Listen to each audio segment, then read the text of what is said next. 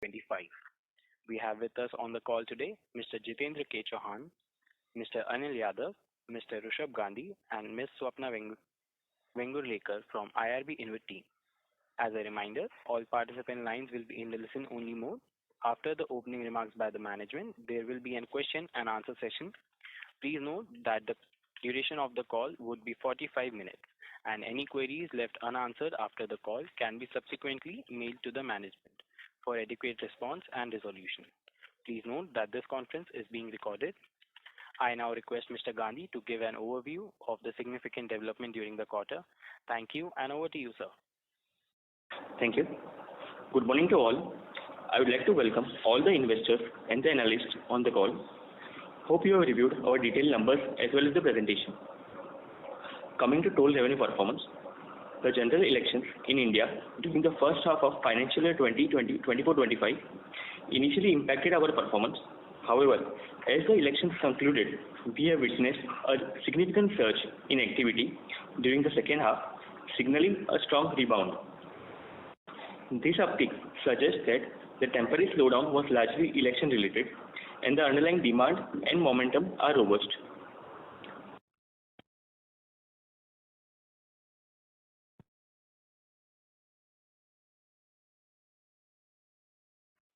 Ladies and gentlemen, we'll wait for a moment while the question queue assembles. I repeat, if you wish to ask any question, you may press star and 1 on your touchtone phone.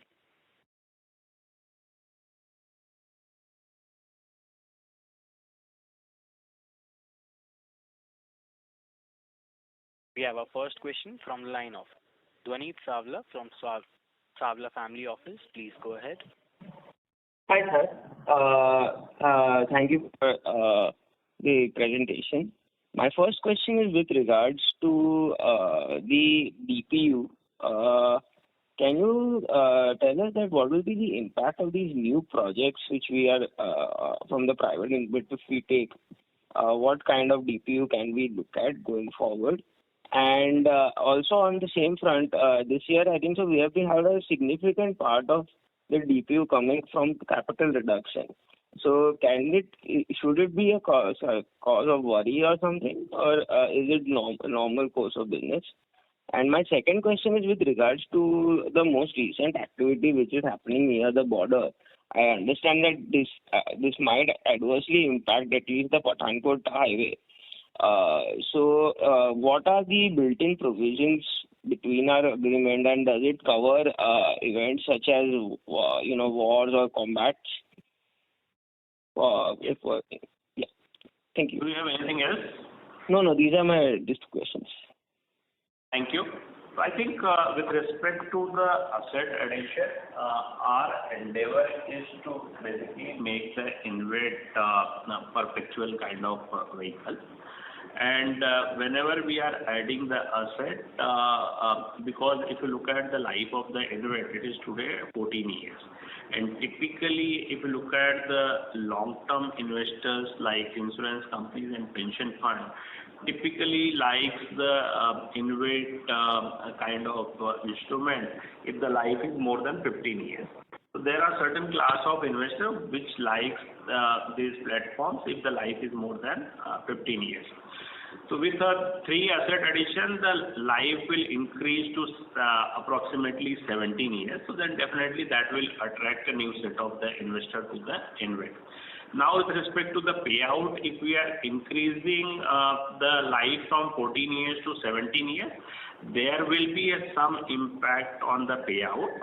But our aim is to make the payouts, make a steady payout. I think the moment we will be able to reach to, as of now, it's a MBO, the trust is evaluating. The moment we will go to the unit holder for the approval, by that time we will know that what is the mix of the funding and at what price we will be issuing the units and other stuff. At that time, I think that will be more appropriate time to share what will be the revised payout. But we can assure you that there will not be any significant reduction in the payout. I think coming to your second question with respect to the capital reduction, as Rishabh has explained in the opening remark, MVR is life left is a little higher than more than 1 year.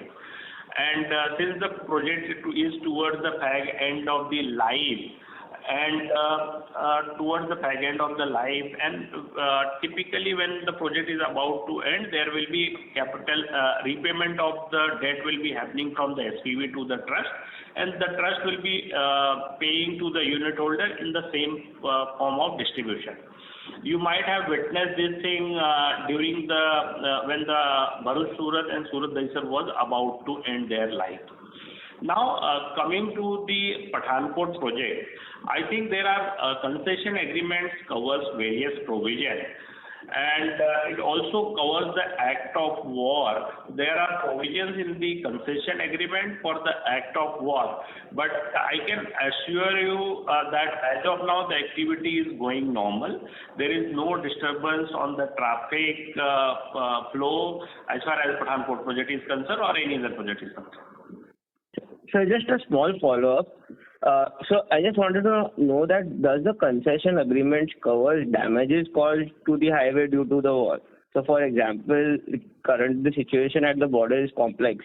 So in case if there is any damage caused to the highway, does the concession agreement also cover that cost, or would that come out of the trust's pockets or something?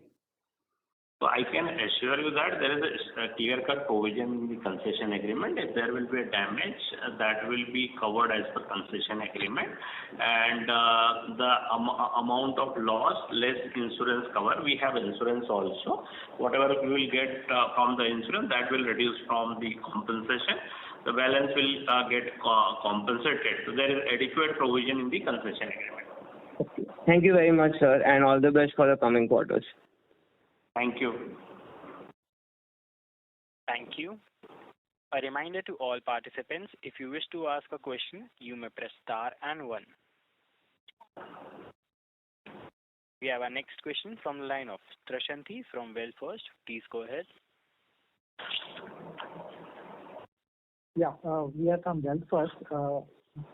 And the basic question is, in the presentation, we are showing that there is a revenue CAGR growth of 13%, which is not being reflected in the distribution, number one.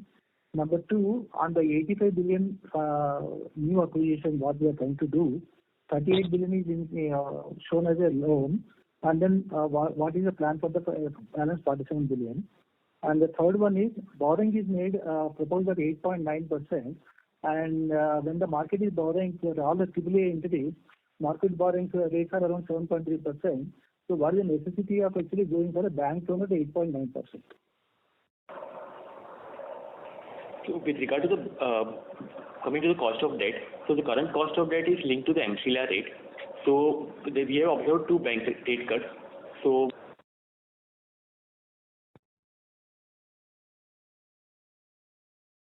can you repeat the second question? Yeah, so the first question was that the third year, this is the third year where the DPU is constant, and when we can see improvement. That was the first question. And the second part of the second question was, like, are we looking at any equity dilution for closing this transaction, for those 3 projects? Yeah, so basically, as we are acquiring these assets, and there will be equity dilution because the debt on this project, as you have, I think, mentioned, that 36 billion. And there will be a 49-50 billion of the equity payout. So that will be funded in the, I think, closer to in the debt and equity, and largely it will be funded by the equity. So then there will be a equity dilution. And with respect to the payout, as you are aware that though we have seen improvement in the toll collection, but simultaneously there is an increase in the payout of the liability of Tumkur-Chitradurga. There is a premium payment in Tumkur-Chitradurga. There also we have increased liability slightly over the period of time as per the agreement. And now, from after next year, after FY26, MVR project life will be expiring. So we want to ensure that the payout will not drop before increasing the payout. So I think considering these things, we have kept the payout of rupees 8. And anyway, we are paying more than 95% of the cash generated as the 95% of the cash generated as a payout to the unit holder. Right. So when we can see improvement, right? I mean, is there any timelines in management's mind that we will be seeing improvement in DPU? I think that we will be able to share post the asset acquisition, how the scenario will pan out. That will be sharing once the asset acquisition is done. Okay. Sorry, one follow-up question, one small follow-up for a second. So you said that, it would be an equity dilution. The instrument for this, have the management finalized that, like whether it will be rights issue or qualified placement, or that will be, decided closer to the transaction? That will be decided closer to the transaction. Okay, got it. Thank you very much. Thank you. We have our next question from the line of Vibhu Sharma, an individual investor. Please go ahead. Hello. Yes. Am I audible? Yes, you are audible. Please go ahead. Okay. Thank you for the opportunity. So my question was in regards to the presentation that was given out yesterday, where the number of assets that the private InvIT is offering to the public InvIT has reduced from 5 to 3. So I don't know if it is possible for you to divulge more information on this, but why have the number of assets reduced? And my second part would be, is the management looking out for assets outside of the sponsor's assets that might be available for the public InvIT to be purchased by them? Sure, Vipul. So with regard to the offer from private InvIT, so initially in the month of November, they had offered us 5 assets, and considering recognizing the opportunity, they have revised the offer from 5 to 3. So now we have received a revised non-binding offer from them for 3 assets. This revised offer will benefit us in 2 key ways. One, it has reduced the overall size. The revised offers enterprise value, which was earlier 15,000 crores, now it has reduced to 8,500 crores. And it is similar to our current enterprise value of the public InvIT. And the other benefit would be the increase in life. So the public InvIT's current weighted average life is close to 14 years, and MVR is going in a couple of years. The 3 assets under the non-binding offer have a weighted average life exceeding 20 years. So it will increase the overall life. If we consider the acquired assets in our portfolio, then the post-acquisition, the weighted average life would be close to 17 years. And this acquisition will also fulfill the investment criteria of minimum asset life of 15 years for certain classes of investors like pension fund, insurance companies. As an investment manager, our goals are to align with this revision. One is the perpetual InvIT. It will consistent asset addition to the InvIT will make it perpetual. Our aim is to generate sustainable payouts coupled with long-term growth, ensuring stability and returns over an extended period. And the second part would be the steady payout. So our aim is to expand the InvIT through strategic asset addition while ensuring steady payout to unit holders, providing them consistent returns and long-term value. This revised offer supports our objective, creating a win-win situation for all the stakeholders. Now, and just to add, though the offer has reduced from 5 to 3, but I think those assets will be we will still have whenever the private InvIT decides to sell, we will have they will first offer to us, and over gradual period of time we are expecting total 9 assets over the period of 1.5 to 2 years, and that will be the opportunity for us. I think there is enough opportunity from the sponsor side. With respect to the third party assets, definitely time to time we are evaluating the third party asset, and in fact more than 35 assets are already evaluated by the management of the IM, And going forward also, we will evaluate those assets. But just to share with you now, most of the assets in the market, wherever the opportunities were there, those were already acquired by the funds. In the secondary market, the number of transactions has gone down over the period of last 1 year. But whenever there is opportunity, then definitely we will evaluate the third party asset. Okay, so just one follow-up. I'm sure that the reasons would not be entirely available to the shareholders of the public InvIT. In the presentation, it says that the portfolio average life, the earlier presentation says that the portfolio average residual life will increase from 14 years to 19 years. And now in the newer presentation, with the decreased assets, it says that it will increase from 14 to 17 years. So apart from the decreased cost of the assets that we would be acquiring, if we acquire those assets, the number of weighted average life is also going down. And apart from that, there would not be too much to look into this, is what you're saying. Yes, I think anyway those assets in the subsequent period will be available for the evaluation. So anyway, those are still will be the opportunity in near future. So then definitely those will, whenever those will get acquired, then further will improve the life of the InvIT. So our aim is, as Rishabh was talking about, with the consistent asset addition, our aim is to make this InvIT as a perpetual InvIT. Okay, thank you. I'll follow up if I have any other questions. Thank you. Thank you. We have a follow-up question from the line of Prashanti from Wealth First. Please go ahead. Yeah. Basically, we had asked questions, but the line got cut. I just wanted to impress upon this borrowing at 8-9% from the bank. When the AAA institutions are able to raise the rates around 7.25 to 7.50. So I think we have to understand one aspect. I think last over the period of 1.5 years, the MCLR rate has got revised, and our rates were linked with the MCLR, and it was the floating rate. Though it was acting as disadvantage to us being a floating rate, but now the interest rate is coming down, that will act as an advantage to the trust.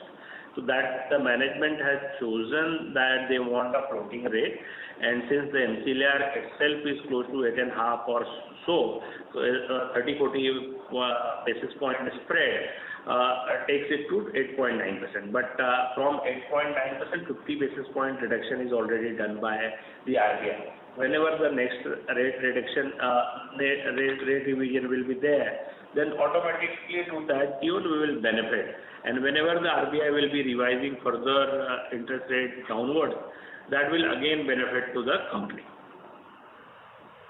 Okay. One follow-on question on that 47 billion what we are showing as a deficit for the new asset acquisition.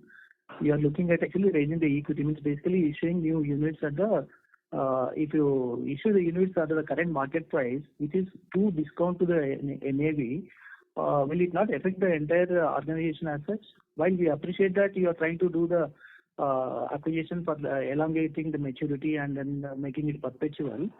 So what is the impact on that by selling the units at discount to the NAV? So just on the first part, the enterprise value of those private InvIT assets is 85 billion and the net debt of those assets is 36 billion. So what we are saying, this is as per the valuation report provided by KPMG. How we acquire this asset will depend upon the debt and equity of the public InvIT. So based upon our evaluation and the discussion with potential investors, this debt and equity will be decided. That now in the presentation it is mentioned that 38 billion is supposed to be the debt out of the 85 billion. I am asking about that what is mentioned in the presentation. Yeah. So basically what we are saying, of the target assets, the current debt available by those target assets is 38 billion. This is the existing debt on the project. This is not we are saying that post acquisition the debt will be 38 billion. This is the existing asset existing debt on the asset, and roughly 48 to 50 billion is the acquisition value, and that will get funded further in the ratio of debt and equity. No, even then, because our feeling is not going to permit the entire amount to be raised as a debt, there will be definitely, I assume that there will be the equity dilution, right?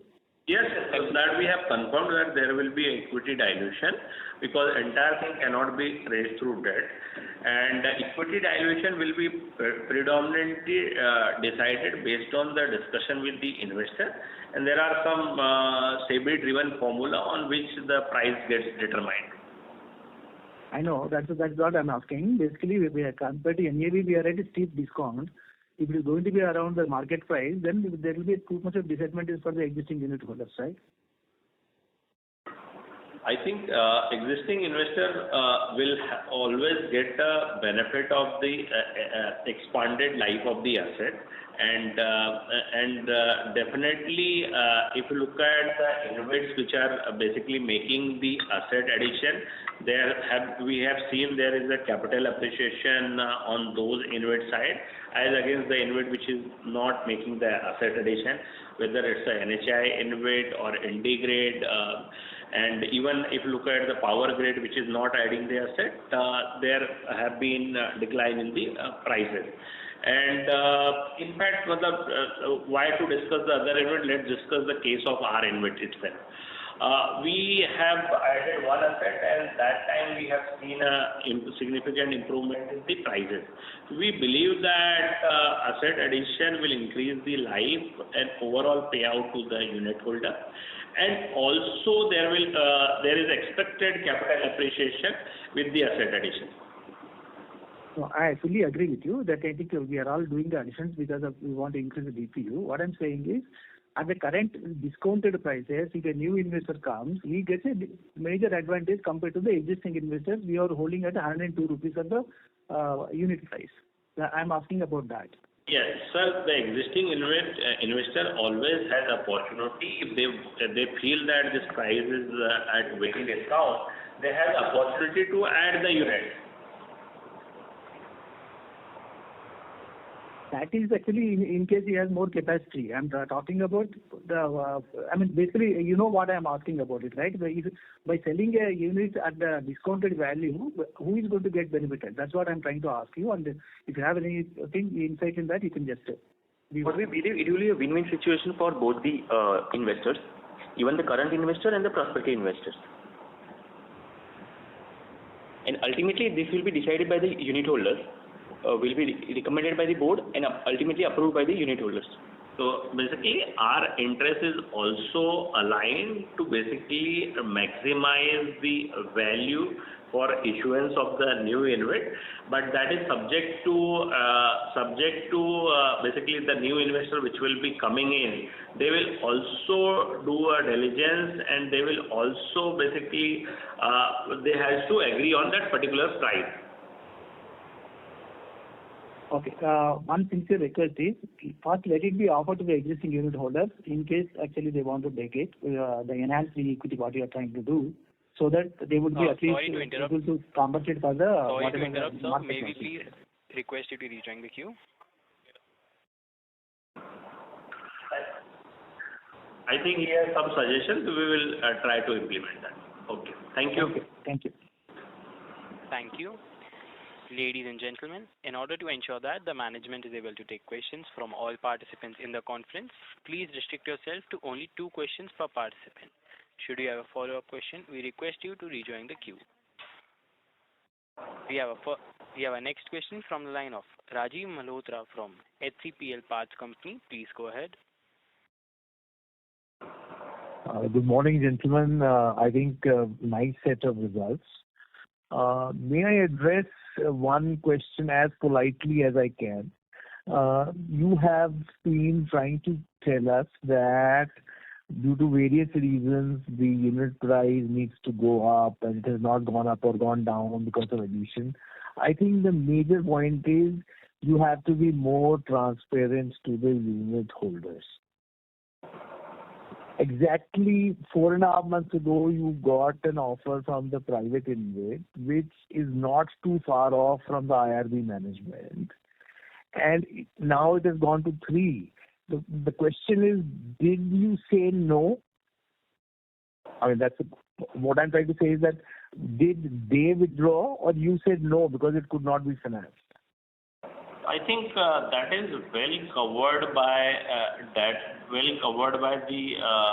reply given by Rishabh, that considering the opportunity, and since, as you rightly mentioned, there is almost lapse of 5.5 months, and accordingly they have revised the timeline. And if you recollect, the timeline given by the private InvIT was 6 months only, and anyway the offer would have been expired, I think, middle of the May or towards the end of the May.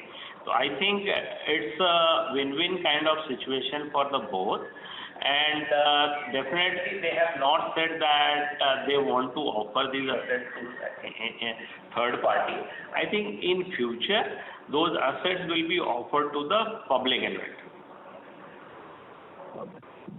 Your answer is well appreciated, sir. As a holder of these units for over half a decade, and with other similar holders of this unit, the problem of the price going down is not only new assets, etc. Everybody is just looking at the IRR.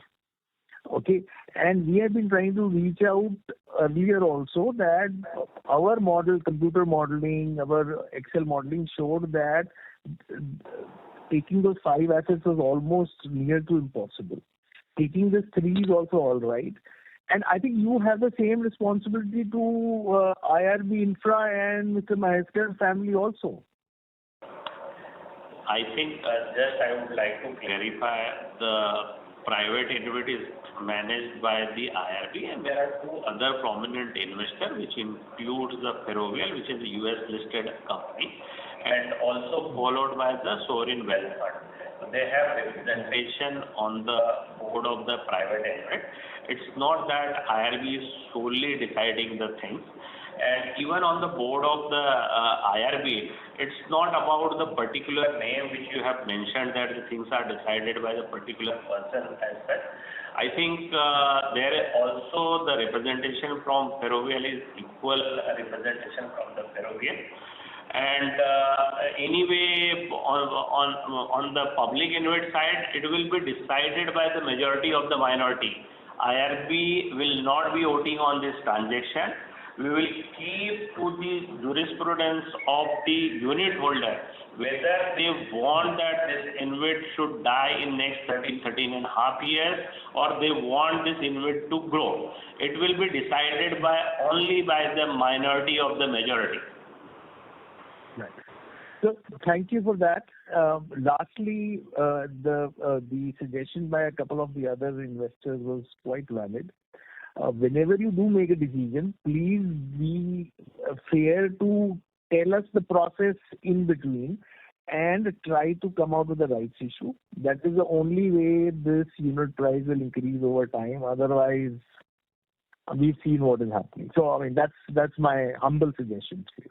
Please try to make this as a rights issue. When you give it as a rights issue, the price discount or premium to the market price plays very little role into it. Sir, definitely your suggestion is well taken, but I think there is conflicting suggestion coming from the unit holder. One unit holder wants that it should be issued at premium, and if we are going to give the rights option, then rights typically what we have seen in the market, it's ideally at maximum it can be value it is trading, or it can be a discount to the price. But definitely we will take the input from all the unit holder. Anyway, we are acting on the fiduciary capacity, and whatever will be decided by the minority unit holder, we will be taking call on that basis. Okay. Thank you. Hoping for the best, sir. Thank you. Thank you. Reminder to all the participants, please restrict yourself to only 2 questions per participant. Should you have a follow-up question, we request you to rejoin the queue. We have our next question from the line of Ashwini Agarwal from Demeter Advisors LLP. Please go ahead. Hi, good morning. Thank you for the opportunity. One question, the 3 assets that have been offered to you based on the traffic projections and the underlying, revenues, what kind of project IRRs are you looking at? I think the IRR which will translate to the public InvIT will be 13.5 to 14%. And 13.5 to 14% would be on an unlevered basis. So you would lever it up it will be on the levered basis. Unlevered basis, it will be around 12.5%. Okay. So 12.5% on a unlevered basis. Unlevered. And okay. And these are all revenue earning projects. So there is no project which has still to be completed, where work is to be completed or anything like that. Yes, sir. Yes. And if I may ask, I mean, obviously there has been a lot of discussion around this, and I support that you see, rights issue is non-dilutive in nature, so the pricing is immaterial. Whether you price a rights issue at 10 rupees or at 100 rupees, it doesn't make any difference. And if some shareholders don't want to take up the rights, a third-party investor can choose to, pick up those rights.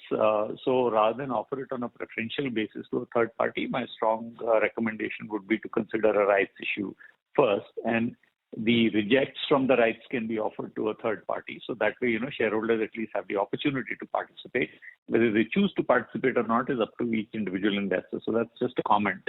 The second thing I wanted to ask you is that the NAV dropped from 98 odd to 95 odd between September and March. I'm assuming this is just kind of a time catch up because one of your projects is coming close to its end of life. Would that be correct, or is there some other element in it? Definitely you are right. So one of the reasons is that, the main reason, with regard to fall in MDR EV, and the other part is the tariff revision. So earlier it was estimated the tariff revision of around 4.5 to 5%, but we have received the tariff revision of close to 3.5%. So that these two impacts have reduced the NAV. So the tariff revision, what is the basis of that? You have to apply to NHAI each year and then the NHAI agrees to a certain tariff revision, or how does it work? That is linked to 3% of that is fixed, and balance 40% is linked to WPI of the December month for previous year. So basis that calculation is an calculation, and we have to apply to NHAI, and it's an automated process. If we don't get the approval from NHAI, we can start implementing from 1st of April. So a low WPI would basically result in lower incremental tariffs for you. So in the NAV calculation, what kind of WPI is being assumed by the valuation committee or valuation agency? If we look at the historical WPI or historical tariff revision for the past 5 years, or if we take 7 years, the average WPI was close to 5%, the tariff revision. And for a future period, the valuer has considered close to 4.5 to 4.75. And sir, just to mention that WPI also, the cost of discounting also adds in line with the WPI. So the moment there will be for consistent period of time, there will be lower WPI, then automatically cost of discounting will also fall. But the rate, the WPI is lower for this period of time, and it was elevated in the earlier period of time, as Rishabh was explaining. So I think if the larger period of time, if WPI remains lower, and if there is a rate reduction by the RBI, then automatically GSEC will also come down, and a cost of discounting considered by the valuer will also come down. So ideally, it should go hand in hand, but for this quarter, we have some minor impact. In fact, just to share with you, there will be some basis point reduction in the cost of discounting also because of the GSEC coming down. But it was very minuscule as of now. But ideally, it should go hand in hand. Okay. Sir, one last question from me is that the roughly 4,000 or 4,500, 4,700 crores, whatever is the net investment required from the public InvIT, That be a mix of debt and equity. Any broad indication of how much debt are you proposing to take? Because you have a lot of headroom given that debt to assets is only at 0.3 and you can go up to 1 times. Yes, sir. So you are absolutely correct, sir. Our intention is to go debt to the extent of as between 45 to 49%, and we will try to keep as closer to 1:1 debt equity, sir. Okay. Thank you so much. Thank you. Thank you. Thank you. Ladies and gentlemen, please restrict yourself to only 2 questions per participant. We have our next question from the line of R.D. Khanna from Swadeshi Retirement Private Limited. Please go ahead. Thank you, sir. My question is with regard to the repayment of capital. You are repaying capital at the rate of 2 rupees per year. With this, balance life of 14 years, the reduction of capital will be 28 rupees. Whereas our investment today stands about at the market value, let us say even 60 rupees. How are we ensuring that after the payment of the interest, the capital which we will be holding will be repaid to us in full or at a loss? This is my question. Sir, if you look at the calculation of the IRR is on the presumption that you will get your entire capital back, and IRR is calculated on that basis. When we have offered this issuance to the public in 2018, that time the resultant IRR was around 11.65%.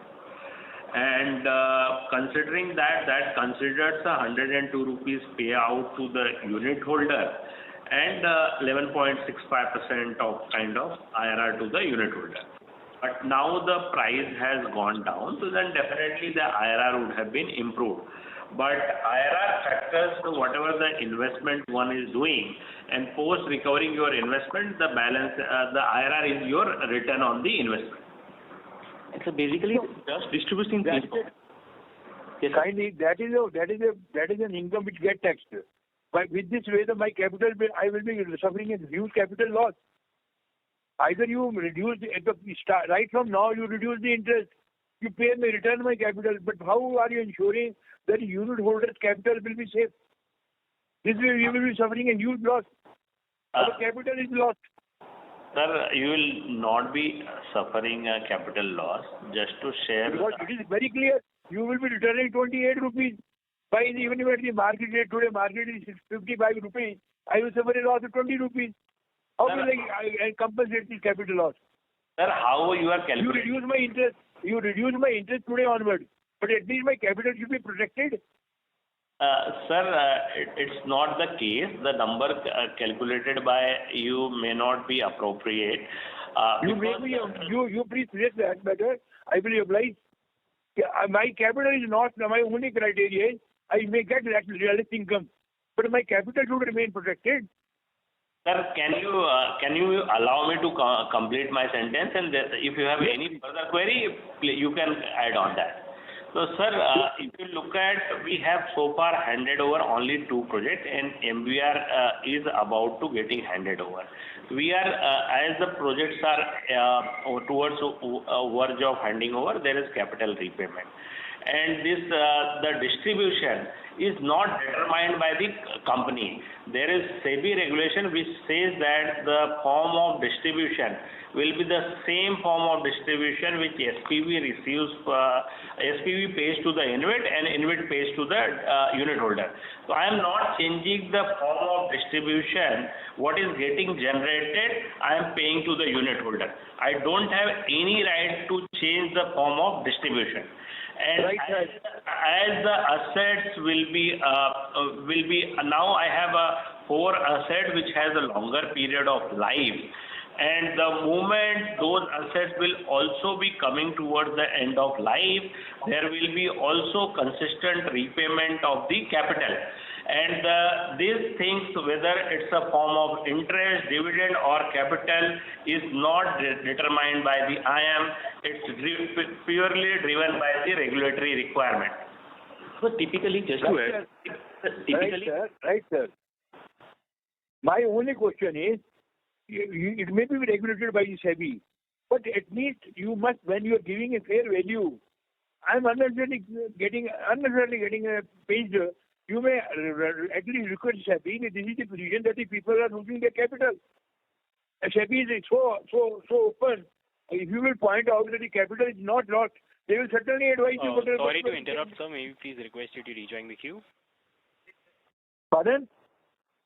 maybe we distribute in three forms. One is interest, second is dividend, and third is return of capital. So based on the book profit, if MVR is generating book profit, we distribute in the form of dividend, which is, since the underlying SPV is following old tax regime, that is exempt in the hands of unit holder. Second part is the interest. So trust has been charging interest to the SPVs, and if the SPV is generating profit, generating the cash flow, that is getting distributed in the form of interest. Suppose thereafter also there is some surplus available in the underlying SPV, then the third form available is the return of capital, and that is the principal repayment, and that goes to unit holder in the form of return of capital. So in previous financial year, MVR was one aspect, other was the VK1. In case of VK1, we have generated positive cash flow. That amount was paid to the trust in the form of interest. Even thereafter, there was a surplus amount. With that surplus, we had to pay in the form of principal repayment. So currently, we are awaiting the NHA approval for refinancing of debt. So once we get the refinancing, the debt will also go at trust level. So thereafter, even that distribution, instead of return of capital, it will go in the form of interest. So towards the fag end of the concession of a particular SPV, the return of capital will trigger. Otherwise, it will be in the form of interest only. Kindly see, I have told you my problem. I should not lose my capital. You are the best person to decide. I may get less income. The route is for you. Decide. The process has to be taken by you. But I will lose my capital after 20 years. Sorry to interrupt, Mr. Adi. We are post the time of the call. We'll close the call now. Okay, then I will write to you. Thank you. Thank you. Ladies and gentlemen, any queries left unanswered after the call can be subsequently mailed to the management for adequate response and resolution. And I would now like to hand the conference over to the management for closing comments. Over to you, sir. Thank you for joining on this call. We appreciate your participation. If you have any further questions, please feel free to reach out to us. Thank you once again and have a great weekend. Thank you, ma'am. Ladies and gentlemen, this concludes conference for today. We thank you for participation and for using Research Bytes conferencing services. You may please disconnect your lines now. Thank you and have a great day ahead.